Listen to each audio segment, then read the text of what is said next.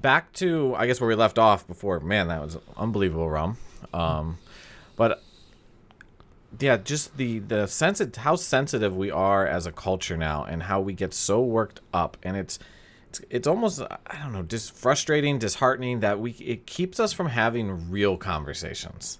Yeah. And maybe it's because, social media erupts and it trends, but it's like we never actually have actual dialogue. Like, we spent all week, whether it's arguing about the stage or in Congress arguing, having our congressional members debate and do little stupid media stunts over genders, while actual things go undiscussed or unattended to that actually could make a difference in the world, or something we actually do need to flesh out philosophically, or actually, like, what do we really believe? But we just ignore it for this. I don't understand. It's like we want to avoid the hard conversations, so we seek the easy outrage to somehow feel good about ourselves. I don't understand. Well, it's even worse than that, I think, because not only are we being distracted from the real conversations, we're actually being prevented from being able to speak.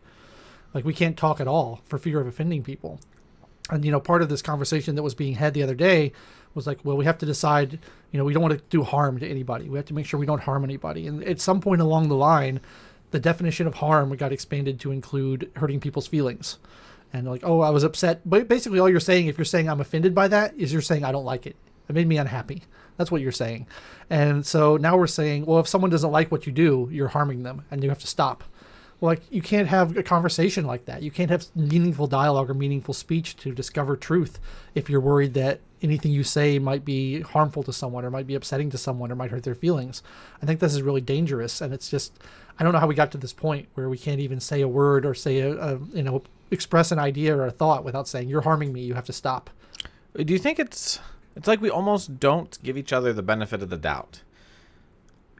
Maybe it's a lack of, we want everyone to apologize, and we'll ruin your career, and we'll cast you out of society, but we'll never give you a chance for penance or forgiveness. And I think that before we even get to that point, that if it's almost like you're talking to someone, you almost have to apologize before you say anything. Like, oh, don't take this the wrong way. Right. Oh, I don't mean to offend. It's like you're trying to protect yourself before you even speak. But what happened to the ability, like, I know, Logan, you're not going to offend me, or you don't intend to offend me, but we actually want to have a real conversation with you. So even if you say something that makes me feel a little uncomfortable, I'm not like, oh, Logan's a horrible guy. I'm like, well, absolutely. Maybe it's on me to take a step back.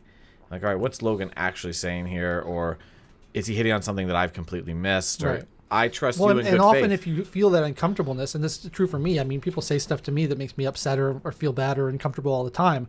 And it's never occurred to me to say, they can't say that. They shouldn't be allowed to say that. Like, often that's an invitation to kind of look at yourself and your own views and your own beliefs and say, well, why did I have that reaction?